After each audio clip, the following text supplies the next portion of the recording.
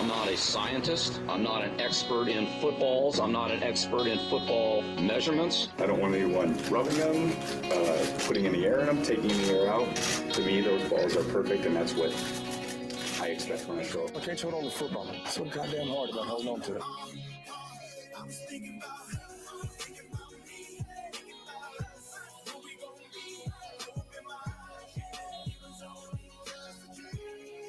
Introducing Mike Cash Collins and Scott Stag Simpson as the Fantasy Millionaires. T-minus 13 days until the actual NFL season kicks off. Draft season is no longer underway.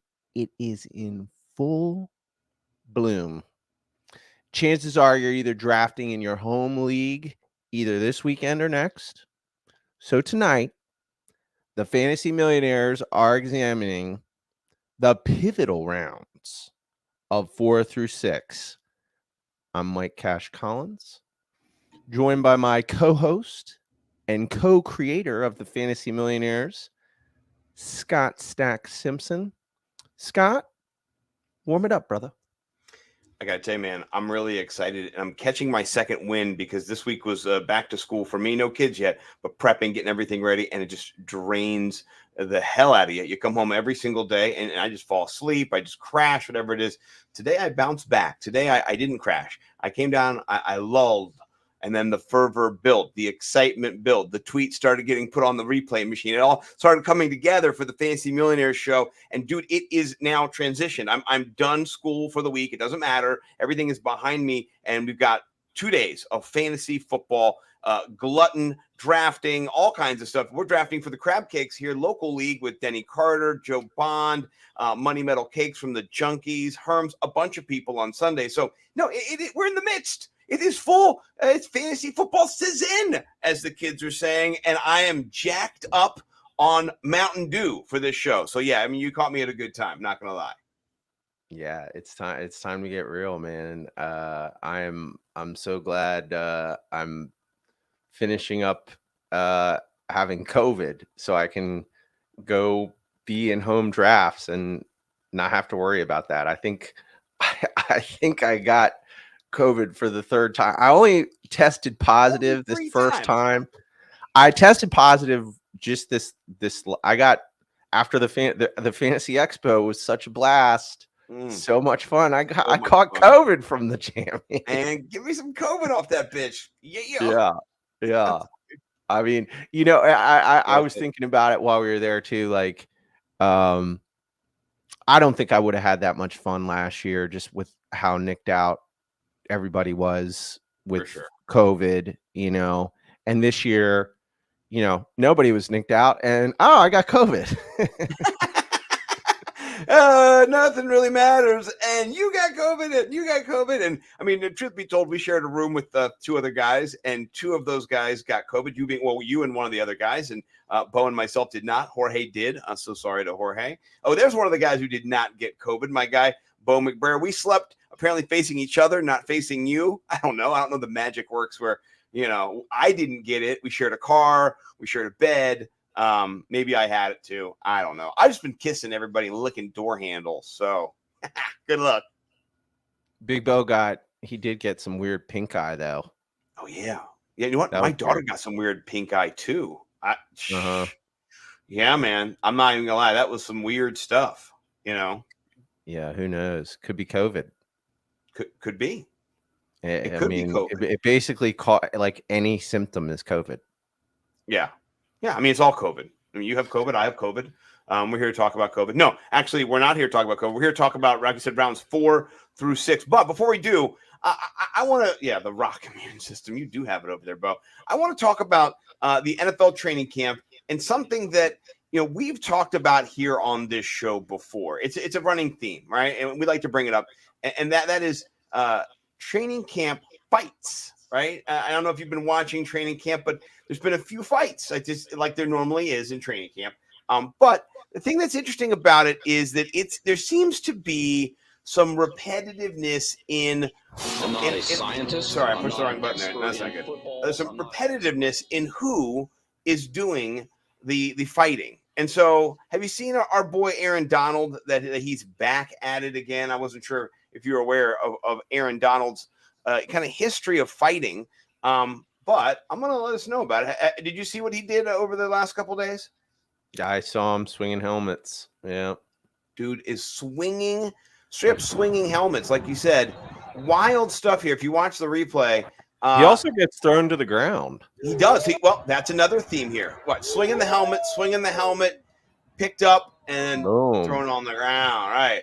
Well, that's not the only time that's happened. If you know your history here, this was just last year. Yeah, we showed this on the show last year. This is the same thing, not the helmet swing, but in training camp with I think Williams from the Cowboys, and then he grabs him, and then a fracas, and look at that, he flips him again. So this is the second training camp in a row that Aaron Donald is out there being a menace to society. No offense, great movie, but for him, he's got a little man complex. He's got a little angry. He did this in the Super Bowl. He's over on the sidelines trying to start shit.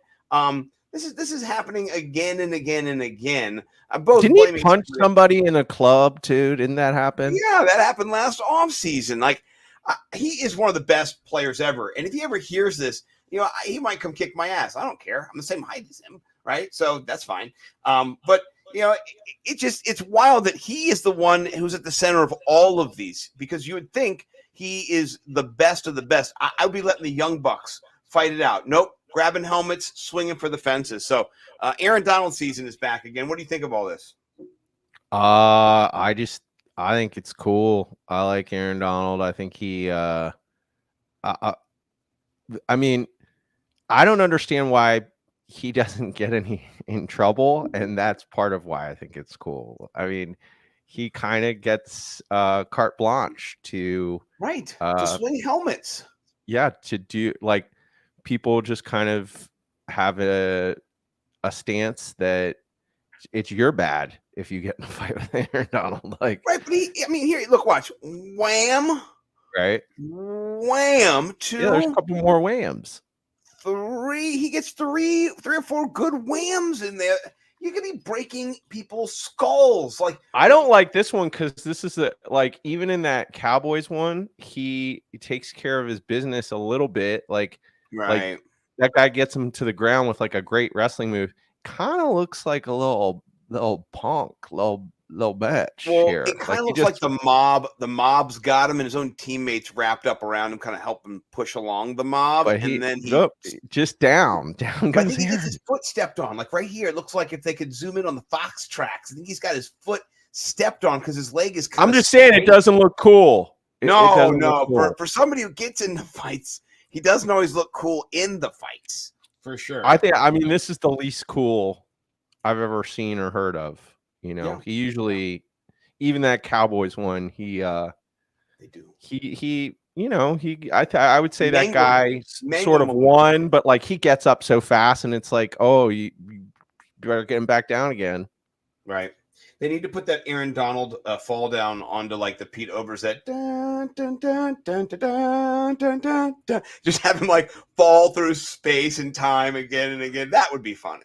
I just feel like he is like a relic of a bygone era where I mean, football players, they all used to do these sort of things and act this sort of way, Right. And now he's the only one for whatever reason that gets to just like, I mean, Myles Garrett got in big trouble for swinging helmets, but it's swing up 6-game suspension. Myles Garrett, right? What was that 3-4 game reduced after? I mean, come on, you can't swing a helmet, bro. Come on.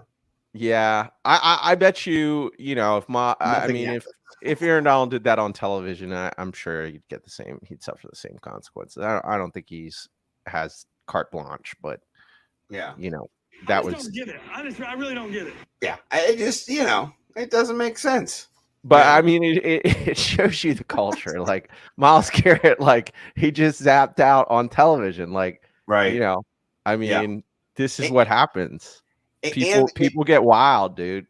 it was not a mob. You saw in there that the camera angle showed probably 40 people in there. This was like 6 guys or 4 guys in a little confined area, and one of them swinging a helmet. It's a little bit different of when the helmet gets brandished. So, no, it is interesting. So, all right. Well, anything else you want to chop up training camp wise? Anything that stood out to you? That to me, Aaron Donald, just a wild man starting fights. It's a good. I wish I'd sent you the fight. I didn't know we were going to do fights. I wish I'd sent you the fight of the Jaguars Steelers fans getting into it. Did you see that one? No, I can look it up real quick. They'll Jamie it real quick. Yeah, see if you can look it up. Fight, huh? Yeah, Jags fans, Steelers fans fight. It's yeah. See if you can pull it up because it's kind of long, and as far as fan fights go, it's a good one because there's many different players, but there's definitely one guy who everybody's drunk.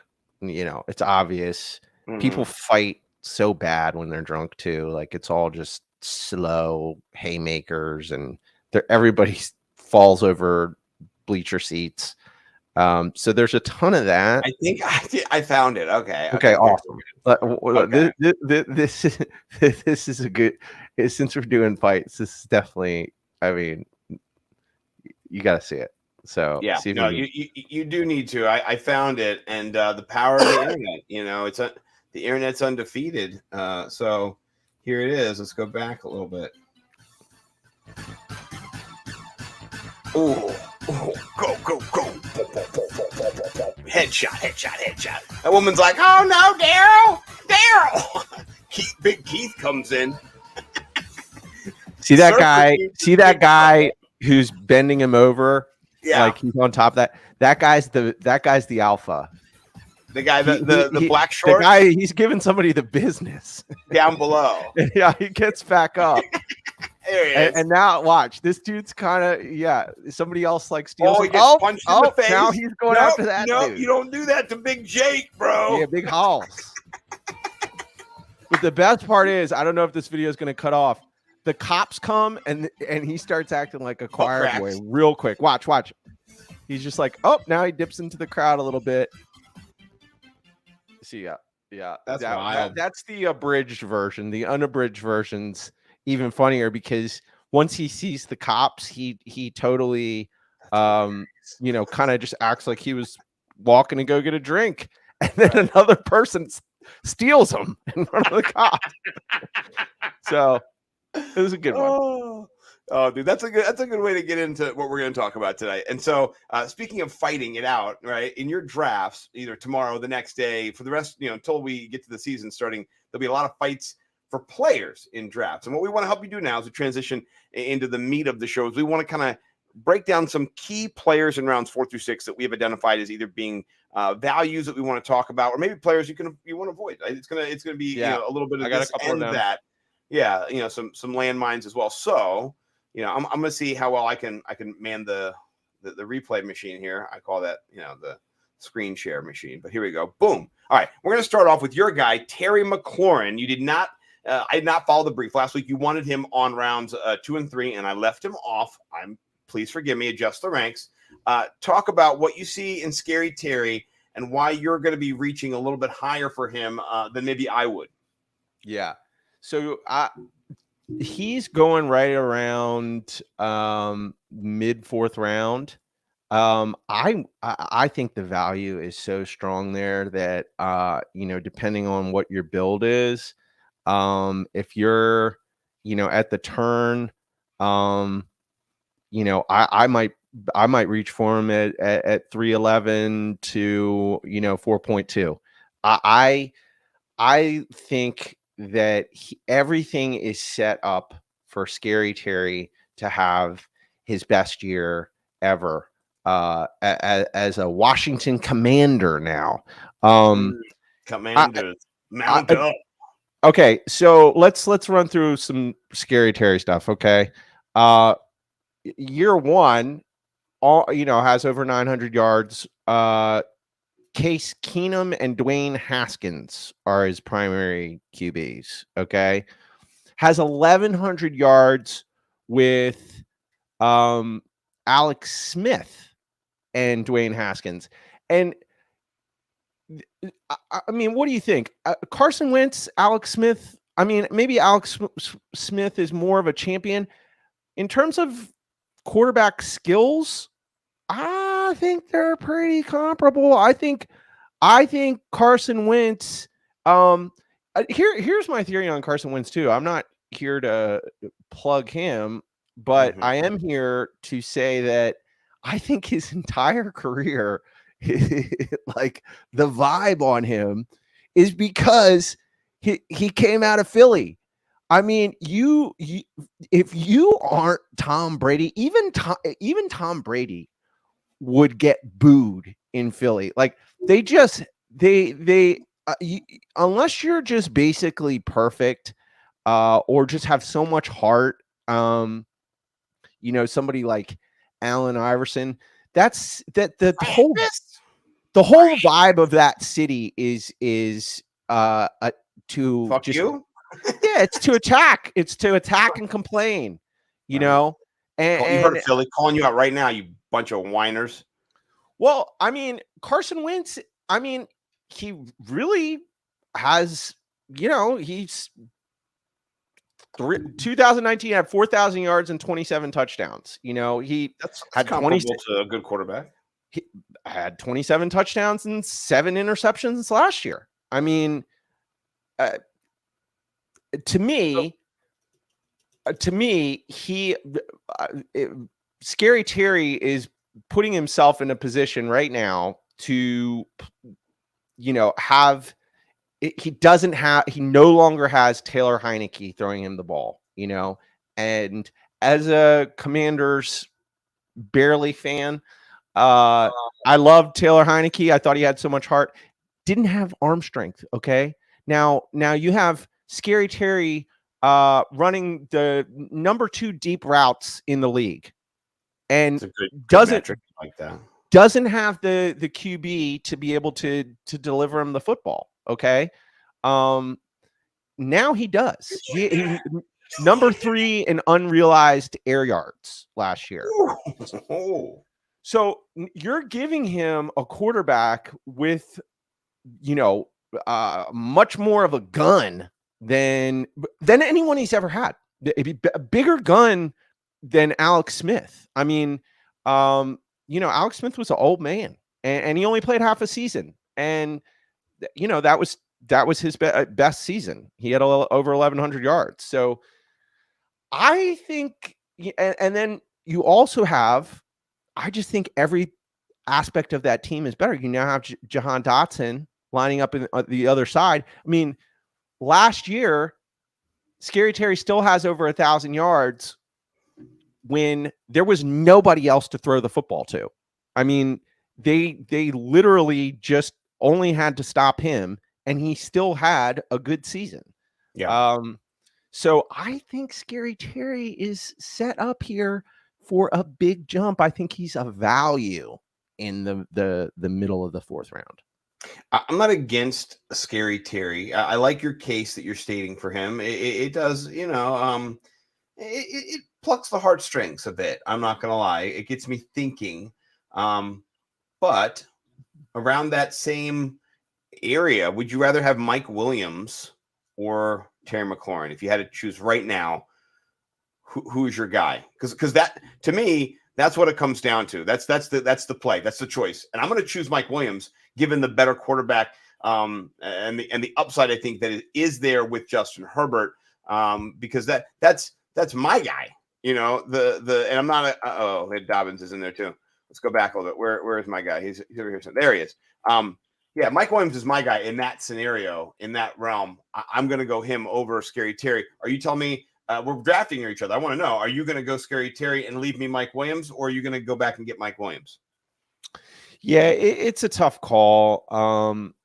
If I, because of Justin Herbert, and we saw last year these moments where Mike Williams was just unconscionable. I mean, he was everything we were always kind of hoping for him to materialize to be. He's always had flashes. Big guy. It's a tough call. If I'm gonna go on record, um, I think it depends on your build. So, Yeah. No, uh, right. But if you're Scary getting a Terry has a receiver, safer floor. Scary Terry right? has a Yes, safer floor. exactly. If you went upside in maybe round 3, or if you're coming back around round 4 for Right. Scary Terry, then maybe you could go floor with Scary Terry as your wide receiver 2. Either way, I like Mike Williams and Terry McLaurin as your wide receiver 2, who has wide receiver 1 upside week to week. It doesn't mean it's going to happen, but they both have it. And you're right about Carson Wentz. And Bo back in the chat a couple minutes ago made a really good point. Best quarterback that McLaurin's ever had, and that is true. And what you're looking at here last year, too, he did digress a little bit. He did go down. His yards went down. His receptions went down. But his targets were pretty similar. It just was the quality of the target what was not as quality. But one thing that was good, his yards per reception went up last year from the previous year. So they do need that downfield threat. And I think Jahan Dotson opens the field up a little bit for him, too. So I like it. I am going to go Mike Williams, though. That is my guy. Last year, before he got hurt, he was a top 8 wide receiver in the NFL. Week 5, he got hurt. From week number 6 to week 13, next 7 weeks, he had 42 targets to Keenan Allen's 71 targets. So that injury really hampered him, his production, the routes run, the amount of times he was targeted, the percentages. It just plummeted. After that, after he was healthy, about 2 months later, he was back at it. And the end of the year, he only finished 0.7 points per game behind Keenan Allen. They finished 1 to 11 and 12 in PPR ranking. So I think Mike Williams at wide receiver 17 is crazy right now. That's the thing where you can get him at. And wide receiver 12 is where he finished last year on his, I think that's his delt. What is that? What's that muscle over here? Is it trap? I don't even know. I'm not a muscle matician, but I'm a Mike Williams guy. I'm not sure where you feel about Mike Williams as much as I do, but he's a wide receiver 2 poster boy for wide receiver 2 theory this year. He really does have upside. I would say out of all the wide receiver 2s in wide receiver 2 theory, he should be the number 1 wide receiver 2 to supplant the wide receiver 1. I mean, the thing about Keenan Allen is he's just so solid. I mean, I definitely am, going to be drafting Keenan Allen. I mean, and that's the thing is that, there's just certain players what you're getting, and Keenan Allen is just, it's like you can just plug in your points with that guy. So it's going to be, it's a hard wide receiver 1 to supplant. Scary Terry is the wide receiver 1. So again, I do think Mike Williams though has so much upside. He could be that guy in this round. A little bit of an injury bugs with that guy though too. You know what I'm saying? So he gets it in. He's a baller. I mean, he goes up and gets the ball. So he's a downfield on the edge. He's living out there in that Michael Gallup, Terry ACL world. You know what I mean? It's just it's a different world out there on the fringes, by the way. If you don't understand how the NFL's played, you get the middle of the field, you got the seam, tight ends live in there, slot receivers live in that little area, and then the edges are where the big boys, they get up for those balls on the sidelines. You got to get vert to get the ball.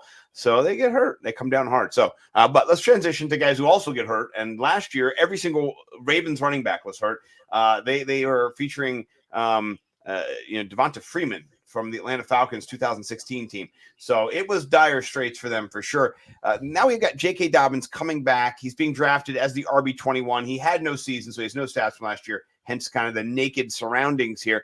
I want to let you lead on Dobbins. You seem to be leaning towards him. Am I wrong, or are you pulling back? Oh, no, 100%. So we are now in... He is, according to Fantasy Pros, 49. So, 5.01 in 12-man leagues. so you're now entering into the the RB dead zone, right?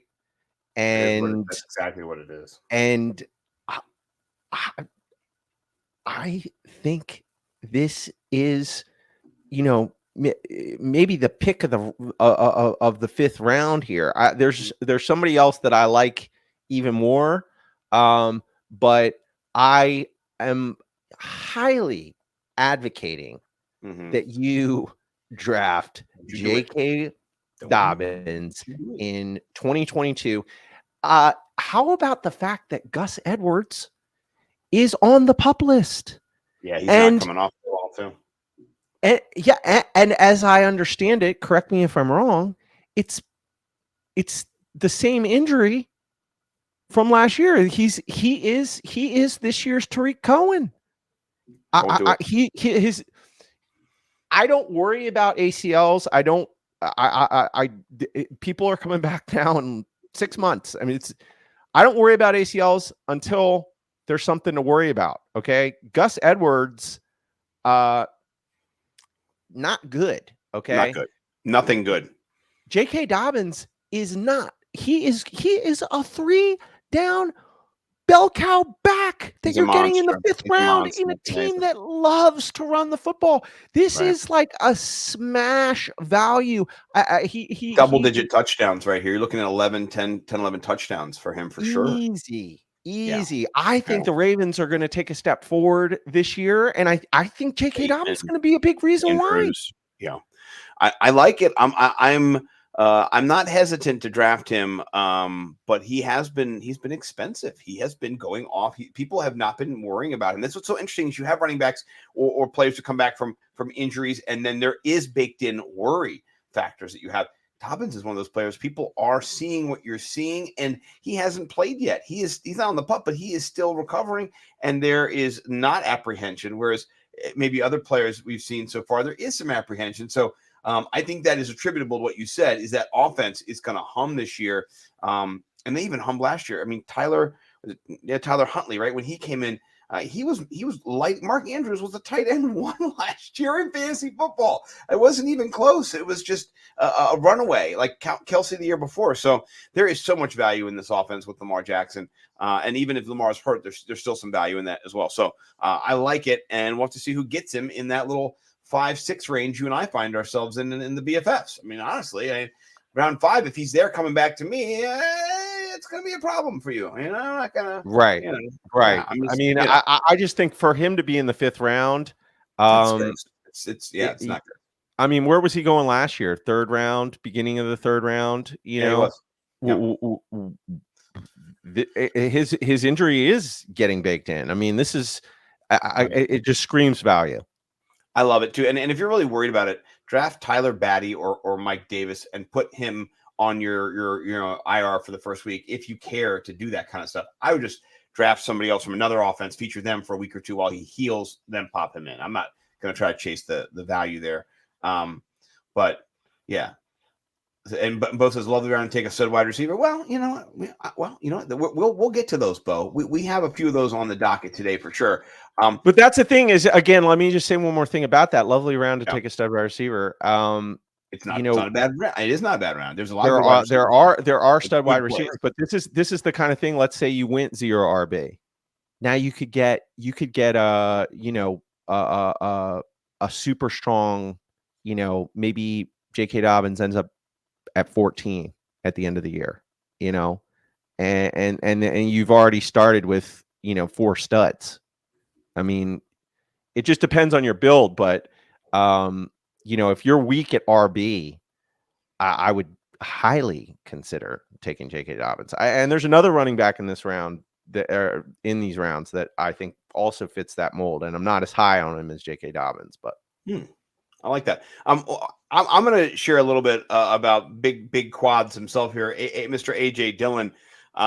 Last year in limited work, when he was the featured back, he looked studly. He really did.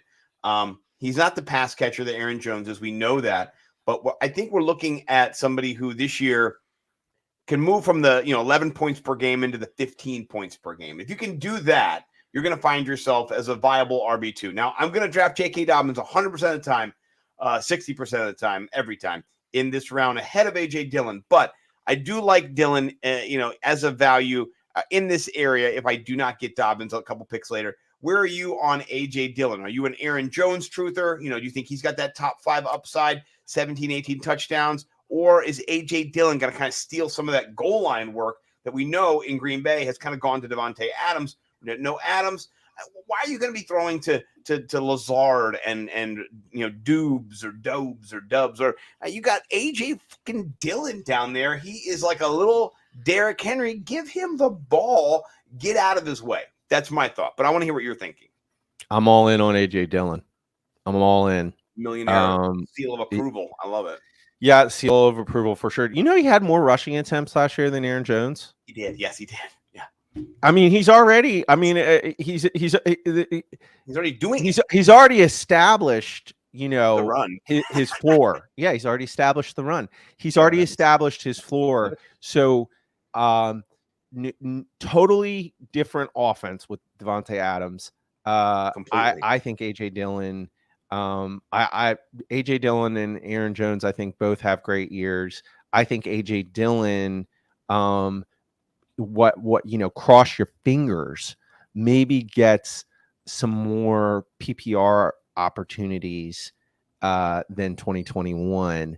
And I think if that's the case, really sky's the limit. I mean, maybe you come up with a new RB2 theory, because I was thinking it as you were saying it. I'm not. I mean, kidding. if I had to nominate who has the potential as RB2 to supplant the RB1 this year, who's top of the list? A.J. Dillon's top of the list for me. Ramondre Stevenson. I mean, he already has, according to the expert.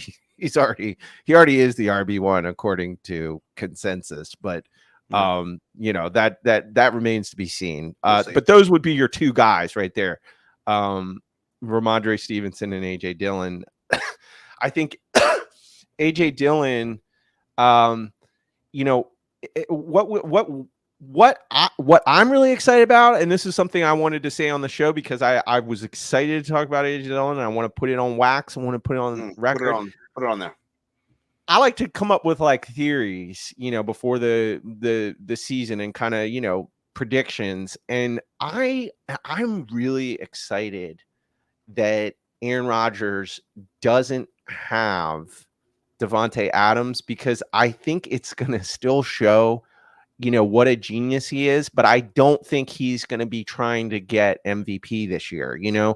I think we're going to see a really competitive football team that is not the Aaron Rodgers show. And so it's going to be an offense that is doing all sorts of different things. I think Matt LaFleur is a great head coach. I'm sure there's so many different plays where they're going to be using both of these guys. And what I'm excited to see is when they get down now in the red zone, Aaron Rodgers isn't going to be trying to get 50 touchdowns and get in the Hall of Fame. I think Aaron Rodgers is going to really key in on trying to win the Super Bowl this year. Right. If he could win the Super Bowl, if he could win the Super Bowl without Devontae Adams, it just shows, what a legend this guy is. So I think that football team is just going to have a different, it's not going to be the Aaron Rodgers show in the red zone, because why shouldn't it have been the Aaron Rodgers show in the red zone? The Devontae Adams connection was unstoppable, right? Right. You can't stop that. Jalen Ramsey looked like a fool trying to run around the field. I could see them getting down in the red zone and running it, on the 5-yard line 2-3 times sometimes. Yeah. You know what I mean? Like if they think that they're going to score, they're going to do whatever it takes. Right.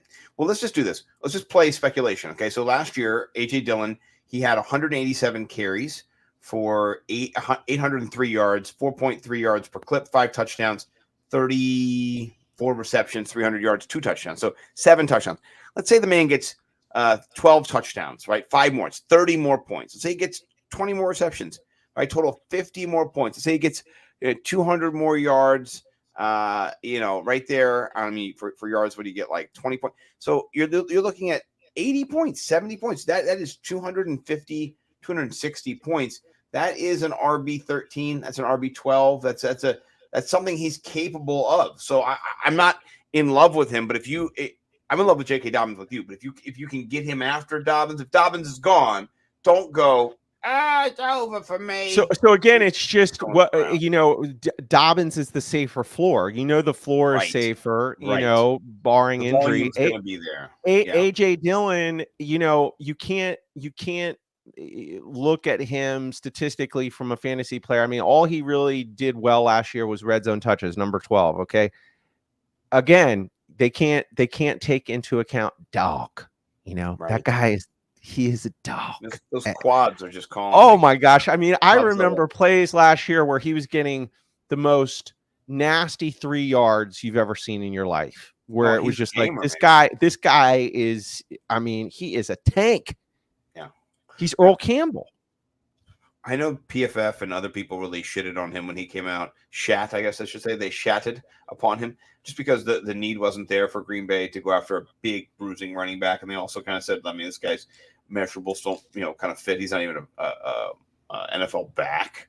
Oh man, I hate to tell you wrong, but draft him in fantasy this year. Yeah, you're wrong. So speaking about somebody you've been wrong about most years, not you, other people. Listen, I've always faded him, and I'll never do it again. Let me tell you, wide receiver 2 theory, first edition. My guy Brandon Cook 'em up Cooks is there. He is 1,000-yard receiver 6 different times. So perennially. He is gonna get you what you need. He's got it for days. I love that last year he had like 50% of his team's targets. That was great. You know what I mean? Like, that's exactly what you want. Now, it'll be a little bit different this year. Nico Collins is going to be there, going to be a presence. But I do love him. Wide receiver 20 last year. He scored you 232 points, averaged about 15 a game. How are you on Cooks this year? You think Cooks succeed or I guess loses? We'll put that. My brain can't work right now. Loses some of those targets to Nico, or is he kind of still the number one gunner there? Number one gunner, bro. Number one gunner, dude. He only played 10 games his rookie year, had 550 yards. Okay, it's a rookie, whatever. 1,138, 1,173, 1,082. 1204. Then in 2019 on the Rams has 583. 2020 1150. Last year 1,037. Okay. Oh, in that was my 6 for you. In 2019, 583. He's on the same team as Robert Woods and Cooper Kupp, who both had 1,100 yards. Okay, it's not his fault. What's going on there? It's not his fault that he Tree's taking up the sauce. He was unfavored in that offense. Well, he had a concussion, I believe, as well. And as soon as he got concussed, and I think he hurt his leg as well. Yeah, you get dinged, man. You get dinged. This is the thing about real life, and you live in it every day. Once you start humming and getting something going with just you and a couple of guys, and somebody's not part of it for a couple of weeks or a couple of months because they're hurt. He's just not the same. Like, if you're playing ball with somebody every day and somebody's not there for a month, you still with them. You're still your dog, but they're not your boy. They're not there every day. You don't have the rapport. It's just reality. It's who you know, who you trust, and who wouldn't trust Cooper Kupp. And, as Matthew Berry said, his little precious Cooper Kupp, So, I mean, for sure. Right. So, I mean, he's someone that I have, kind of faded again and again throughout his career because I'll never fade him ever again. I mean, I just think he's, the stats are there. I mean, he's Mike Evans. He's 1,000-yard receiver every single year. Like extremely safe floor. And I'm I'm a little bit higher, I think, than most people are on Davis Mills. I mean, Yeah, you've been a Davis Mills guy from the jump. You see the talent. I just, as soon as he came on the field, I just kind of liked what I saw from him. I don't know if I'm blinded by his neck. His neck says he should be on a football field. I mean, he's a football player. His neck says that Merton Hanks is his haberdasher. So, I mean, Merton Hanks, who's that? oh, okay. I'll give you Merton Hanks. You don't know your Merton Hanks? Oh No, my gosh. I the name sounds slightly familiar. Oh no, you're gonna know Merton Hanks. Hold on, I'm gonna bring him up real quick, and then through the powers of screen sharing, I'm gonna stop the screen share, and then I'm gonna screen share another one. Hold on. But let me say this about Davis Mills. I mean, he played 11 games last year. This is Merton Hanks, bro. All right, now pull up Davis Mills. Davis Mills has a better neck. I know. I'm just saying though, he is a fan of Merton Hanks. Look at Merton Hanks. He's the original Davis Mills. You got crazy. Mike Glenn in there. Look at that. Look at that neck right there. But Davis Mills is I mean, I'm just saying, it would be tough to break that guy's neck. I mean, he's got one of those that dude with the mug shot neck. It's like a triangle, dude. He's got a diesel neck. And here's the thing: he threw for 2,600 yards last year, 16 TDs in 11 games. Pace that out. Look at that neck. Look. That Adam's apple is like an Adam's family. But dude, this is the thing, man. When this is how you belong on a football field. When your neck is wider than your head. Yeah. You're a football. When you get the Brock Lesnar going on. Yeah, you're a football player. That guy's a football player. He belongs on the field. Francis Ngannou going on. 2,600 yards, 16 TDs. Do the math. Do the math, add 6 more games to that. That's be more nimble with numbers, bitches. That's a good rookie year. So Brandon Cooks, I think, stands to benefit from him to be better. Yeah. It's his offense. Get your shares of Cooks, cooking it up. It up. I like it. All right, we're not done. We did just jump away from that one screen share, but we got more screen shares. All right, with Brandon Cooks around that same area is your boy though. I'm on Ross St. Brown. So if it comes down to a Cook Brown face off, I'm on Brown. I don't know. Here's the thing about Jared Goff, man. Right? So this goes back to the comp we just did with Jared Goff's better than you think. Terry McLaurin versus Mike Williams, Brandon Cooks versus Amon-Ra St. Brown. Okay. The floor is just so safe with Brandon Cooks. Okay. True. Upside though, if we're going upside, it's Amon. It's Amon. I mean, so to me, he had a 75% or 76% catch rate as a rookie, bro. The guy's hands are Velcro. Amon-Ra St. Brown is going at 60. Okay. At the end of the 5th round, starting, right at the turn. Okay. To me, Amon-Ra St. Brown is the most exciting player to draft. I'm more excited to draft him than I think he has more upside than anyone at his price. What we saw last year, okay, it didn't start, and there were forces at work. Okay, there were some injuries and stuff like that, but over the last 6 games, when he got 10 receptions, 8 receptions, 8 receptions, 9 receptions, 8 receptions, 5 TDs. Let's just say this. 25, 15, 23, 25, 35, 26. Those are unheard those are wide receiver like 4 numbers. You know what I mean? Mhm. Like wide Mhm. receiver 5 numbers. Those are, and yes, there's circumstances, there's context. All that matters. You can't just project and go. But you're right, at the value right here at wide receiver 21, you're getting so much upside, so much value. Oh, and Matt Harmon loves him too. So I mean, here's the thing, man. To me, he's got. I mean, maybe he's Cash's pick of the draft. I mean, he's like my favorite person that I'm trying to get everywhere. One of your guys. He's one of your guys. He's one of he's the of all my guys. He's my top guy, and it's because you just see certain players, you know. I mean, and this is where like, you know, stats and all the little, you know, important things to look at when you're considering, you know, how to evaluate a player. There's also the eyeball test. And what I saw from him is someone who had the electricity of an Antonio Brown, you know, just, you know, different type of football player, but electric with the football in his hands. I mean, you know, they were using him because they were so depleted. They were using him at running back at times. He was balling out at running back, you know. So this is a guy that, to me, I think,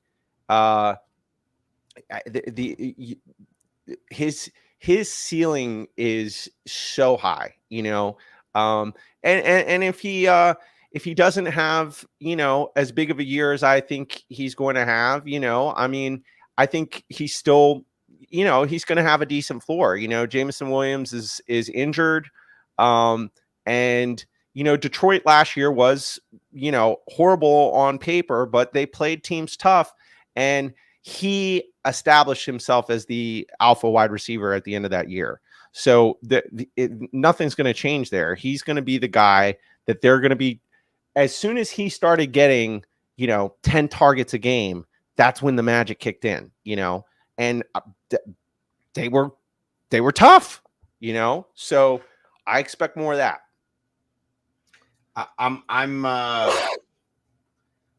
Scott Stats Suck Simpson. I like that. That's hilarious. I'm a big fan of Amon and his breakout last year. But I do think that if people are going to reach for him, that's the thing we just don't know is where does everybody else in your draft, in your home league, or in your you know, industry league or whatever it is, you know, where do they value these people? You know, you're playing against, like, ADP's a lie, ADP's a myth. You got ideas, but somebody could grab him way early. You know, didn't he fall? Well, you know, I don't think people will. I don't think people will. And here's what I'll say too. Like, it really does come down to strategy, you know. Yeah. You know, some of my fades that we haven't got to yet, it's strategy, you know, why I'm fading them. To me, what I see here, it's like, dude, save your reach. You know what I mean? Like, this is a perfect guy to reach on, where if you're getting, you know, safe floor, you know, and now you're at the beginning of the, you know, 6th round, 100% gobble them up, you know. But if you're in the, you know, maybe mid 5th round and you've drafted just safe floor and you know that these guys are going to be good, he's a player I would reach on. I think you know, if things go the way they went over the last 6 games, this is going to be a guy who's drafted at, you know, 15 next year. Yeah, and then you're never going to get to touch him because then people are going to be, you know, just, you know, inappropriately all over him. Well, you know, which is fine. It happens. It's part of the game. All right, let's adjust the ranks here. Our first quarterback that we've talked about in a long time, it's our guy, Jalen Hurts. You liked Hurts last year. You were above the curve on Hurts. I remember. I got a brain in my freaking head. I got the memory banks going with you. You saw in him what we all kind of figured out later on is that rushing upside is just tangible for fantasy points, right? Like, look at that 20.8, 21 points basically per game. What are you on Jalen this year? He's QB9, which I think it's got a relative value, honestly. 784 rushing yards and 10 TDs last year. 10 TDs. He led the league in rushing TDs. For QB, number 1 in carries, number 2 in red zone carries, number 1 in red zone carries per game, number 1 in rushing yard, number 2 in rushing yards per game, number 1 in rushing yard TDs. Getting me horny for Hurts, man. So print the tease. If you're listening to this show and you're ahead and you're paying attention, I don't believe in drafting quarterbacks, and most of the industry is. I mean, I've learned this from my peers and the people I look up to and respect. Shout out JJ, love JJ. You don't. This is the first quarterback I'm going to consider drafting. To me, he is a value now. In this round, where is he going? Let me see here. Jalen Hurts, 67. Okay, he's QB9, which is kind of wild. There's 9 other people that are so we're in the middle of the 6th round now. Okay, I will gobble him up at this point, and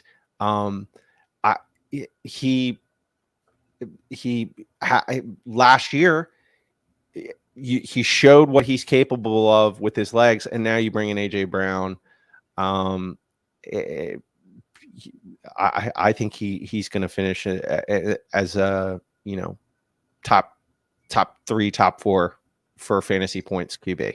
You know what? AJ Brown is such a difference maker. I've drafted him on several teams. I drafted him last year. I drafted him the year before. And the year before, I talked up Calvin Ridley something fierce, right? And then I went and drafted AJ Brown because I love him so much. But the difference between Devonta Smith and the role that he has in this offense and AJ Brown is going to elevate Jalen Hurts to that next level, because the yak and the body count for Devonta Smith is not going to be as substantial compared to the amount of mass murder that AJ Brown can do to secondaries. You got to think about, if you're a safety and you're weighing in 240, 235, that's good. That you're strong. AJ Brown has got you. He's probably 235. He's going to body you up. He doesn't care. He doesn't care. You're both going to get a piece of the ground when you go down. So it is a great person to have. Ask the Ravens defense how they like tackling that guy. So I'm all about Jalen Hurts this year. I think I might have him ranked as QB 6. I don't want to reveal the ranks right yet because we're not all the way done yet, but he is definitely up there for me. And if you look at a value, we're not getting them now, but Kenny Gainwell. I'm just going to say it here now before Bo can put it out there and pretend like he found Kenny Gainwell. Anyway, all right, let's get to your guy, my guy. But I'm going to be fading Kittle a little bit, so I'm not sure what you're doing here. I do love George, but in this new offense, I'm fading. What are you doing? Fade. You're fading too. Okay, good. So we don't pre-talk. By the way, this is the thing. My guy, Brian Drake, Dwayne McFarland, really great guys. They have the Fantasy Hustle. They don't give their takes to each other until they're live, right? And that's how I've grown up listening to those guys. Love those guys. We don't share notes. We don't know. He gives me guys, and then we just talk about them. So I'm fading Kittle because I think that the downfield balls will be going a little bit more to Ayuk. I think that Kittle will be needed to pass block to be a little bit more of that masher role. Last year did a great job, 10-4. But I don't think he's going to be plummeting too far. But I don't think he's going to be ascending into the Kyle Pitts zone anytime soon. Where are you on him this year? So, are we going to talk about Waller too? Oh yeah. Well, yeah. I mean, we can go to. Okay. All right. Well, I'll save it. I'm going to say this though off the break. Okay. I don't want either of these guys at their current ADP. I think the price is too high. Okay. High. Yeah. You look at what a tight end gives you. George Kittle last year, 200 points, something like that, right? There's so many more guys around here. Guys like Amon-Ra St. Brown who could get you, 275 points, right? And then you can still, hopefully get a later round guy that might get you 200 points.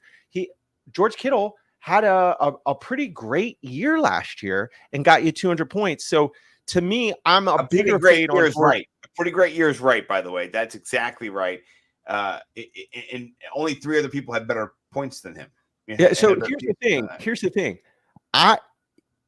In the National Football League, I think he's my favorite football player. Okay. I love him. Everyone loves him. Mike Shanahan loves him. And you want to know why Mike Shanahan loves him? Because he doesn't need to catch the football. He doesn't need to do anything. I guarantee you George Kittle will have, some games like that will happen. There'll be Kittle games, but 40-point game. It's inevitable. But here's the thing is that when you look at that offense now, you're adding in Danny Gray, that rookie. I mean, don't poo-poo that guy. Speedster, right? Everyone's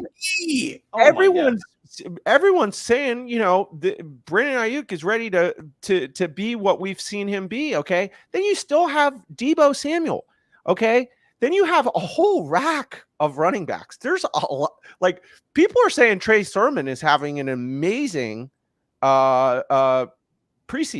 So they are just chock full of weapons. Okay.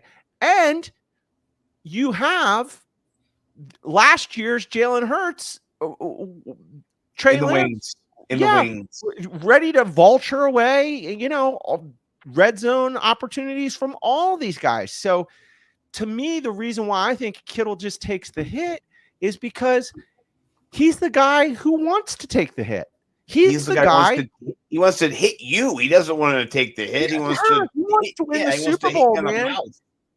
Right. He doesn't care about any of that stuff. He knows that he is beloved and he just represents the best in humanity. I mean, I think the best picture of him too. He's just screaming at another friend, just I love football. He's the best dude. So I think he is going to have no problem, sharing. Yeah, I think I agree with you 100% on this. Somebody who I don't think is going to have a problem with sharing, but I think is just going to have to share this year is going to be Darren Waller. And I think you are drafting him at tight end 5 at his height, right? Last year, tight end 17, he didn't get injured. When he was in there, 12 points per game. That's good. That's nice, right? Dalton Schultz, you can get him later on. He might be getting you a little bit more points per game there. You are a fan of Waller, but not at his ADP. Yeah, I mean, a big fan of Waller too. I mean, literally, he just had that one good game in week 1 last year. That was, everything after that was just like ho-hum tight end that you were drafting in the 3rd round. Okay. Wild. By the way. Yeah. Now you're drafting him in the 5th. If it's not guaranteed bank points, when you're drafting someone in the 5th round, you're hoping to get a guy that's going to get you 250 points. Like that's what you're looking for, right? You like you said, you can make it up with somebody like a Dalton Schultz. Like you can find guys with 250 floors that might blow up in this round, a la Amon-Ra St. Brown or Mike Williams, whoever. So to me, the price tag, it comes down to a strategy. He doesn't fit into my strategy, honestly. I don't like these. I like the first 3 tight ends off the board. Kels, Andrews, and Pitts. I'm all in on Pitts as well. After that, I'm waiting. Right. I'm with you. I'm waiting too. And the problem I have here is if you're drafting Darren Waller, I don't think you have a strategy. Like I feel like the guy in your league who drafts Waller is like, well, I guess I got to get Waller here. I mean, I guarantee you the guy, if he's there in our draft next week, will say some bullshit like that. I got Darren Waller. I got to take him. You don't. So, yeah, I'm with you on you don't. Let's see if we can go back here. And okay, we got 2 running backs here we're going to talk about now. Clyde Edwards-Helaire, and then our guy Antonio Special Teams Gibson. So let's start with CEH. Last year, RB44, disappointed, injured, but when he was there, he averaged around 12 points per game. Where are you at on CEH? Everybody is kind of, saying he could be something this year. Like they said the first year, and like they said the second year, and now it's the third year. All in on CEH at his ADP. It's a huge value, dude. A lot of value. Yeah. I think his ADP has slid so far, and running back 26. It's just crazy. He is jumping out in these rounds, right? I mean, he is now a mid 6th round draft pick. Okay, that is the Pacheco. What's his name? Isaiah Pacheco. Yeah. And then Ronald Jones. Ronald Jones might not even make the team. This is his backfield. Okay. Yeah. Pacheco's going to be one of those Andy Reid gadget guys. He's going to be running the jet sweeps, doing all the fun stuff, right? This is a 3 down. This is why I like J.K. Dobbins. Okay, he's my number 1. Okay, because of the offense and what they like to do with the football. This is my number 2 because AJ Dillon there's so much upside there with him. There's not as much upside with Clyde Edwards-Helaire. Okay, but true. But the floor for you are getting an RB1 in the middle of the 6th round. So you could have drafted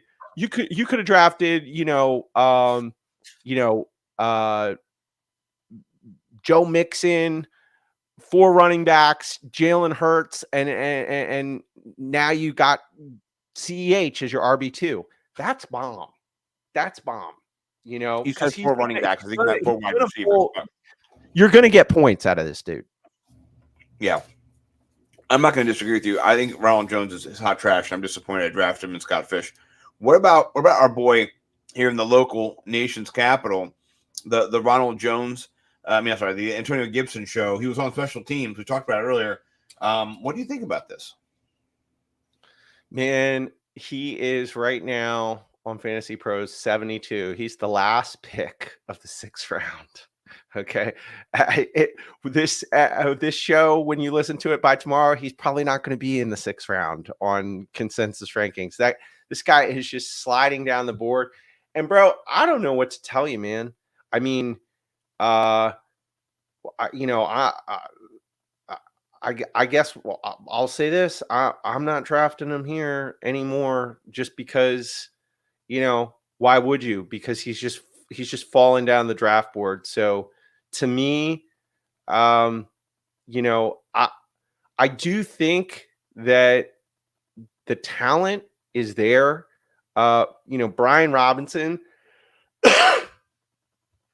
has looked good in the preseason, right? I mean, he does look like he is a big, powerful back, just like he was drafted to be. And, straight ahead, get you chunk yards. I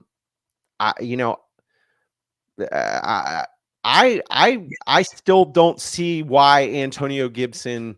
I still think he's the better back. So, God help him if he fumbles again. I mean, it's like, you remember that show, The Program, the movie, The Program with James Caan? I do remember that. Yes. Yeah. He needs to just like walk around campus with a football. Right. Yeah. You can't fumble again, bro. I think he's the better running back of the 2. I mean, he's more versatile for sure. Yeah, I mean, the dude runs a sub 4.4, right? That's on the clock. Like he's the same size as Brian Robinson, and he's faster. Okay, so and he is the more experienced NFL running back. So it's sexy, yeah. The value, is gonna be there. But I guess right now, I would probably hold on him in the end of the 6th round. What about you? I'm going to be scooping up wide receivers. Speaking of that, we've got 2 to scoop. A little earlier than that, maybe, but we've got Jerry Jeudy and Cortland Sutton both coming off down years, both averaging in sub under 10 points per game. So 8.5, 8.8 limited action for both of them. More for Cortland, but still terrible quarterbacks. Drew Lock, Teddy Bridge, not what you want. Now you got Russ the Bus, unlimited Wilson. How do you think this shapes up for these guys? I know you want to kind of debate them and put them back on the rack so we can see how the Millionaires stack up. I've got my thoughts, but I want to hear yours. I'm just saying my guy's Cortland Sutton, but go ahead. So is my guy. Your guy too. Okay. Yep. My guy's Cortland Sutton, and really, like, I mean, that's the choice is Cortland Sutton at the beginning of the 4th round or Jerry Jeudy, at the end of the 5th, beginning of the 6th. They're not far apart in ADP and ECR consensus rankings. So, it's a coin flip. Like, who are you going to pick? Here's why I'm going Sutton. I'm listening to the beat reporters on this, and everyone is saying that Cortland Sutton and Russell Wilson are best friends. They're this year's Cooper Kupp, Matthew Stafford. I mean, they're getting have a partner. They're getting wings together. Like they're boys. Yeah. And Jerry Jeudy, he had a groin injury, I think it was, that set him back in OTAs and stuff like that. And he's just behind the 8 ball.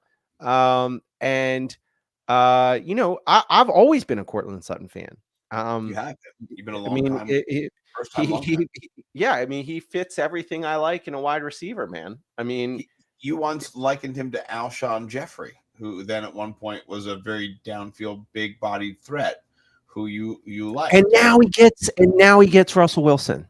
Russell Wilson, he's kind of maybe the new DK Metcalf role. That's what I think. Big body downfield receiver who can do the 50-50 balls, and you're alone by yourself on an island. Think about last year what Jamar Chase did to the Chiefs. They played the Chiefs twice. And you get no honey badger too. Maybe it's a good thing, but I don't know. Yeah. Now the problem I have with Jerry Jeudy, not just an injury, but what I've heard is that he cannot run all the routes. Now the routes he runs are really good, right? But he doesn't know the full playbook. He's not able to run out of different positions. Where Cortland Sutton is just a little bit more in tune with the offense, understands the role, and has a better package. I don't know how else to say it, it's a package issue. So, but I'm glad with the Millionaires. We're kind of on point with each other. We've got 3 more friends to go. We'll do this kind of quick. Travis Etienne, thumbs up, thumbs down. Are you in on Etienne or are you out? He's expensive. He's already 17. Yeah.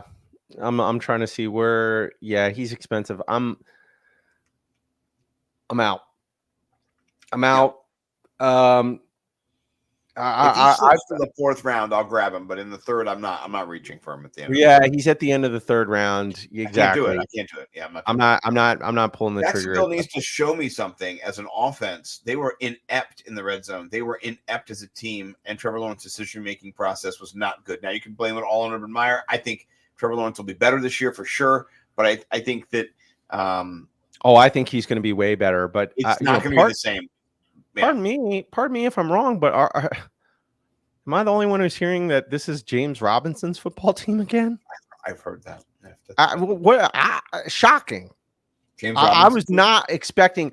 All of a sudden, like Achilles are like the new ACLs. Like these guys, you should just tear their Achilles. So you just pop them and lock them. I don't know what's going on. I'm not up on the new surgeries, but I thought Achilles were like, you're done. Your career's over, and you won't even like playing pickup basketball anymore.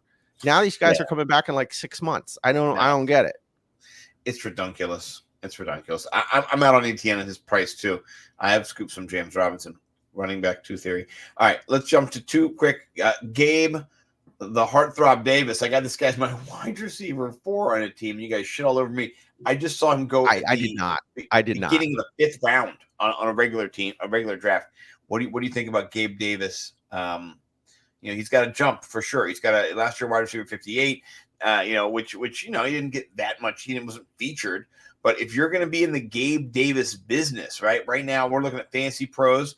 If you're going to be drafting Gabe Davis, you're paying a little bit of a penny for him. You know what I'm saying? So he is right there at that 74th pick. So wide receiver 30. 32, 33. So what do you think? I think he's undervalued for sure. Smash. Give me Gabe Davis all day long. I was not making fun of you. Yeah, right.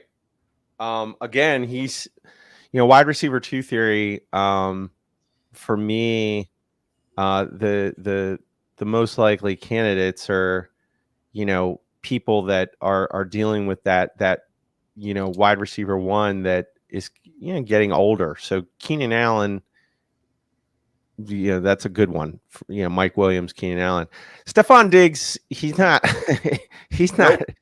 going anywhere. So wide receiver 2 theory is that the wide receiver 2 actually is the wide receiver 1 by the end of the year. Well, not completely. The wide receiver 2 theory states that the wide receiver 2 in general, the theory is in general, is undervalued to the point that almost exclusively targeting wide receiver 2s in your draft will give you better returns than targeting wide receiver. Okay. Good explanation. Okay. No worries, man. I invented it. I know how to put it in the elevator. 5-minute speech, 2-second speech, whatever it is. But right. Gabe Davis is going to do better. We talk about this. A bunch of offenses, like 5, 6 offenses every year support 2 top 24 wide receivers. He's wide receiver like 28, 29, 30. You should get him. He's going to be a top 24 wide receiver. The number 1 passing. I mean, they're going to be the number 1 passing offense. They always are. They have the best, arm in the league with Josh Allen. So I'm smashing him at an ADP. At an ADP in the 7th round. You should have saved him for rounds 7 through 9 or whatever we're doing next. I love him too much. You know what I mean? I mean, it's just 60% of the time it works every time. I'll be drafting him a little bit early. Mm-hmm. He's my Terry McLaurin, Mm-hmm. It's Josh Allen, man. That guy is a potential Hall of Famer. He really is. If you look at that guy, he wants to be in Canton. He's gonna be in Canton. If he continues to play like he's playing. I mean, he's a game changer. He's going to win a Super Bowl. He's going to be up there with Mahomes every year. Joe Burrow, Mahomes, Josh Allen. Whoo, man. I know Brady, Aaron Rodgers. I appreciate those guys. Those guys just, got me through so many years. Just an amazing football. Stafford over there as well. Russell Wilson. But you have a young breed in the AFC, man. It's cool. It's cool to see. And Derek Carr, he's in there too. People are running and gunning, man. And even Russell Wilson tried to join him and jump in there and try to be with the young kid. So, all right, last guy, and then we'll be doing 3 tweets and we'll get out of here. Let you enjoy your Friday night. The old man, he finally returned from Dancing with the Stars or Hidden Masked Singer or, Temptation Island, whatever he was on. He is being drafted as the QB8. He finished last year. What do you think? QB what last year? Where did Tommy Buns Brady finish? 3? Yeah. Oh, look at you. You'll do your homework. Yeah. It was Josh Allen, Justin Herbert, Tommy Brady. And he wasn't too far behind those guys either. So where are you drafting Tom Brady? If you are drafting him, or are you not drafting him? Unless he falls, I'm not touching him. The only QB I'm interested in these rounds is Jalen Hurts. That's the only QB I want. I am with you. They have like 4 injuries now to their offensive line. Like the Eagles do, or the Bucks do. The Bucks. Oh, yeah. No wonder Tom Brady was hiding in wherever he was. Casameda. I could be wrong. I mean, give me 1 second. Let me Google it. I thought I heard that. I believe you. You're not a liar, my friend. I know. I just want to check and see 4 Bucks offensive line.